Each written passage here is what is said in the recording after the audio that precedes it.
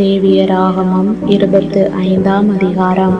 கர்த்தர் சீனாய் மலையில் மோசேயை நோக்கி, நீ இஸ்ரவேல் புத்திரரோடே சொல்ல வேண்டியது என்னவென்றால், நான் உங்களுக்கு கொடுக்கும் தேசத்திலே நீங்கள் போய் சேர்ந்திருக்கும் போது தேசம் கர்த்தருக்கென்று ஓய்வு கொண்டாட வேண்டும். 6 வருஷம் உன் வயலை விதைத்து உன் திராட்சை தோட்டத்தை கிளை கழித்து அதன் பலனை சேர்ப்பாயாக. 7ஆம் வருஷத்திலோ கர்த்தருக்கென்று ஓய்ந்திருக்கும் ஓய்வு தேசத்திற்கு இருக்க வேண்டும். அதில் உன் வயலை விதைக்காமலும் உன் திராட்சை தோட்டத்தை கிளை கழிக்காமலும் தானாய் விளைந்து பயிரானதை அறுக்காமலும் கிளை கழிக்காதே விட்ட திராட்சை செடியின் பழங்களை சேர்க்காமலும் இருப்பாயாக. தேசத்துக்கு அது ஓய்வு வருஷமாய் இருக்க கடவது. தேசத்தின் ஓய்விலே பயிராகிறது உங்களுக்கு ஆகாரமாயிருப்பதாக. உன் வேலைக்காரனுக்கும் உன் வேலைக்காரிக்கும் உன் கூலிக்காரனுக்கும் உன்னிடத்தில் தங்குகிற அந்நியனுக்கும் உன் நாட்டு மிருகத்துக்கும் உன் தேசத்தில் இருக்கிற காட்டு மிருகத்துக்கும் அதில் விளைந்திருப்பதெல்லாம் ஆகாரமாயிருப்பதாக. அன்றியும் 7 ஓய்வு வருஷங்கள் உள்ள 7 வருஷங்களை எண்ணுவாயாக. அந்த 7 ஓய்வு வருஷங்களும் 49 வருஷமாகும். அப்பொழுதும் 7ஆம் மாதம் 10ஆம் தேதியில் எக்காள சத்தம் தொனிக்கும்படி செய்ய வேண்டும். பாவ நிவாரண நாளில் உங்கள் தேசமெங்கும் எக்காள சத்தம் தொனிக்கும்படி செய்ய வேண்டும். 50ஆம் வருஷத்தை பரிசுத்தமாக்கி தேசமெங்கும் அதன் குடிகளுக்கெல்லாம் விடுதலை கூற கடவீர்கள். அது உங்களுக்கு யூபிலி வருஷம். அதிலே உங்களில் ஒவ்வொருவனும் தன் தன் காணி ஆட்சிக்கும் தன் தன் குடும்பத்துக்கும் திரும்பி போக கடவன். அந்த 50ஆம் வருஷம் உங்களுக்கு யூபிலி வருஷமாயிருப்பதாக. அதிலே விதைக்காமலும் தானாய் விளைந்து பயிரானதை அறுக்காமலும் கிளை கழிக்காமல் விடப்பட்ட திராட்சை செடியின் பழங்களை சேர்க்காமலும் இருப்பீர்களாக. அது யூபிலி வருஷம். அது உங்களுக்கு பரிசுத்தமாயிருக்க வேண்டும். அந்த வருஷத்தில் வயல்வெளியில் விளைந்தவைகளை நீங்கள் புசிக்க வேண்டும். அந்த யூபிலி வருஷத்தில் உங்களில் அவனவன் தன் தன் காணி ஆட்சிக்கு திரும்பி போக கடவன். ஆகையால் பிறனுக்கு எதையாவது விற்றாலும் அவனிடத்தில் எதையாவது கொண்டாலும் ஒருவருக்கொருவர் அநியாயம் செய்யக்கூடாது. யூபிலி வருஷத்துக்கு பின்வரும் வருஷங்களின் தொகை கேட்க பிறனிடத்தில் கொள்ளுவாயாக. பலனுள்ள வருஷங்களின் தொகை கேட்க அவன் உனக்கு விற்பானாக. பலனுள்ள வருஷங்களின் இலக்கத்தை பார்த்து அவன் உனக்கு விற்கிறபடியால் வருஷங்களின் தொகை ஏறினால் விலை ஏறவும் வருஷங்களின் தொகை குறைந்தால் விலை குறையவும் வேண்டும். உங்களில் ஒருவனும் பிறனுக்கு அநியாயம் செய்யக்கூடாது. உன் தேவனுக்கு பயப்பட வேண்டும். நான் உங்கள் தேவனாகிய கர்த்தர். என் கட்டளைகளின்படி செய்து என் நியாயங்களை கை கொண்டு அவைகளின்படி நடக்க கடவீர்கள். அப்பொழுது தேசத்திலே சுகமாய் குடியிருப்பீர்கள். பூமி தன் கனியை தரும். நீங்கள் திருப்தியாக சாப்பிட்டு அதில் சுகமாய் குடியிருப்பீர்கள்.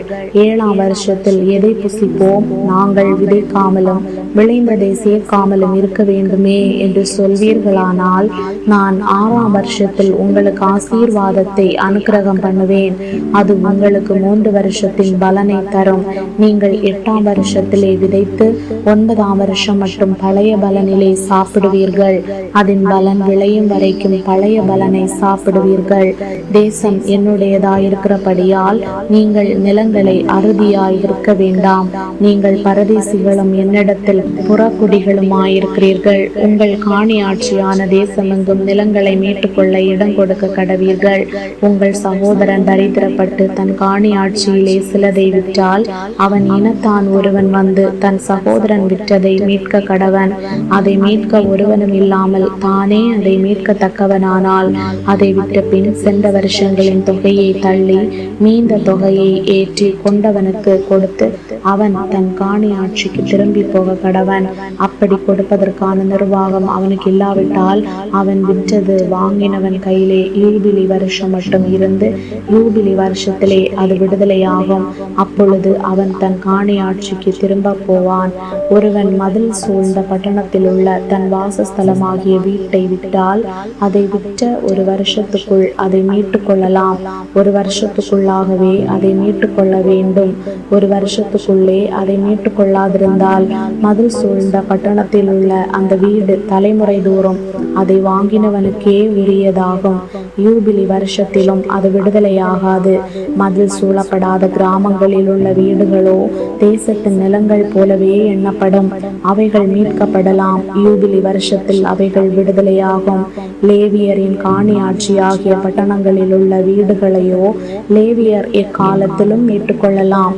இஸ்ரவேல் புத்திரருக்குள்ளே லேவியருடைய பட்டணங்களில் உள்ள வீடுகள் அவர்களுக்குரிய காணியாட்சியானபடியால் லேவியரிடத்தில் அவனுடைய காணியாட்சி பட்டணத்தில் உள்ள வீட்டை ஒருவன் வாங்கினால் விற்கப்பட்ட அந்த வீடு யூபிலி வருஷத்தில் விடுதலையாகும். அவர்கள் பட்டணங்களை சூழ்ந்த வெளிநிலம் விற்கப்படலாகாது. அது அவர்களுக்கு நித்திய காணியாட்சியாயிருக்கும். உன் சகோதரன் தரித்திரப்பட்டு கை இழைத்து போனவனானால் அவனை ஆதரிக்க வேண்டும். பரதேசியை போலும் தங்க வந்தவனை போலும் அவன் உன்னோட பிழைப்பானாக. நீ அவன் கையில் வட்டியாவது பொலிசையாவது வாங்காமல் உன் தேவனுக்கு பயந்து உன் சகோதரன் உன்னோட பிழைக்கும்படி செய்வாயாக. அவனுக்கு உன் பணத்தை வட்டிக்கும் உன் தானியத்தை பொலிசைக்கும் கொடாயாக. உங்களுக்கு கானான் தேசத்தை கொடுத்து உங்களுக்கு தேவனாயிருக்கும்படி உங்களை எகிப்து தேசத்திலிருந்து புறப்பட பண்ணின உங்கள் தேவனாகிய கர்த்தர் நானே. உன் சகோதரன் தரித்திரனாகி உனக்கு விலைப்பட்டு போனால் அவனை அடிமையை போல ஊழியம் செய்ய நிற்க வேண்டாம். அவன் கூலிக்காரனை போலவும் தங்க வந்தவனை போலவும் உன்னோட இருந்து யூபிலி வருஷம் மட்டும் உன்னிடத்தில் சேவிக்க கடவன். பின்பு தன் பிள்ளைகளோடும் கூட உன்னை விட்டு நீங்களாகி தன் குடும்பத்தாரிடத்துக்கும் தன் பிதாக்களின் காணியாட்சிக்கும் திரும்பி போக கடவன். அவர்கள் நான் எகிப்து தேசத்திலிருந்து புறப்பட பண்ணின என்னுடைய ஊழியக்காரர் ஆகையால் அவர்கள் அடிமைகளாக விற்கப்படலாகாது. நீ அவனை கொடூரமாய் ஆளாமல் உன் தேவனுக்கு பயந்திரு. உனக்கு இருக்கும் ஆண் அடிமையும் பெண் அடிமையும் சுற்றிலும் இருக்கிற புறஜாதிகளாயிருக்க வேண்டும். அவர்களில் நீ ஆண் அடிமையையும் பெண் அடிமையையும் விலைக்கு வாங்கலாம். உங்களிடத்திலே பரதேசிகளாய் தங்குகிற அந்நிய புத்திரரிலும் உங்கள் தேசத்தில் உங்களிடத்திலே பிறந்திருக்கிற அவர்களுடைய குடும்பத்தாரிலும் நீங்கள் உங்களுக்கு அடிமைகளை கொண்டு அவர்களை உங்களுக்கு சுதந்திரமாக்கலாம். அவர்களை உங்களுக்கு பின்வரும் உங்கள் சந்ததியாரும் சுதந்திரிக்கும்படி நீங்கள் அவர்களை சுதந்திரமாக்கி கொள்ளலாம். என்றைக்கும் அவர்கள் உங்களுக்கு அடிமைகளாயிருக்கலாம். உங்கள் சகோதரராகிய இஸ்ரவேல் புத்திரரோ ஒருவரை ஒருவர் கொடூரமாக ஆளக்கூடாது. உன்னிடத்தில் இருக்கிற பரதேசியும் அந்நியனும் செல்வனாயிருக்க அவனிடத்தில் இருக்கிற உன் சகோதரன் தரித்திரப்பட்டு அந்த பரதேசிக்காவது அந்நியனுக்காவது பரதேசியின் குடும்பத்தாரில் எவனுக்காவது அவன் விலைப்பட்டு போனால் அவன் விலைப்பட்டு போன பின் திரும்ப மீட்கப்படலாம். அவன் சகோதரரில் ஒருவன் அவனை மீட்கலாம். அவனுடைய பிதாவின் சகோதரனாவது அந்த சகோதரனுடைய புத்திரனாவது அவன் குடும்பத்தில் உள்ள அவனை சேர்ந்த இனத்தாரில் எவனாவது அவனை மீட்கலாம். தன்னால் கூடுமானால் தன்னை தானே மீட்டுக் கொள்ளலாம். அவன் தான் விலைப்பட்ட வருஷம் தொடங்கி யூபிலி வருஷம் வரைக்கும் உண்டான காலத்தை தன்னை விலைக்கு கொண்டவனுடன் கணக்கு பார்க்க கடவன். அவனுடைய விலை கிரயம் கூலிக்காரனுடைய கால கணக்கு போல வருஷ தொகைக்கு ஒத்து பார்க்க வேண்டும். இன்னும் அநேக வருஷங்கள் இருந்தால் அவன் தன் விலை கிரயத்திலே அவைகளுக்கு தக்கதை தன்னை மீட்கும் பொருளாக திரும்ப கொடுக்க கடவன். யூபிலி வருஷம் மட்டும் மீறியா இருக்கிற வருஷங்கள் கொஞ்சமே ஆனால் அவனோட கணக்கு பார்த்து தன் வருஷங்களுக்கு தக்கதை தன்னை மீட்கும் பொருளாக திரும்ப கொடுக்க வேண்டும். இவன் வருஷத்திற்கு வருஷம் கூலி பொருந்தி கொண்ட கூலிக்காரனை போல அவனிடத்தில் இருக்க வேண்டும். அவன் இவனை உனக்கு முன்பாக கொடூரமாய் ஆளக்கூடாது. இப்படி இவன் மீட்டு கொள்ளப்படாதிருந்தால் இவனும் இவனோட கூட இவன் பிள்ளைகளும் யூபிலி வருஷத்தில் விடுதலையாவார்கள். இஸ்ரவேல் புத்திரர் என் ஊழியக்காரர். அவர்கள் நான் எகிப்து தேசத்திலிருந்து புறப்பட பண்ணின என் ஊழியக்காரரே.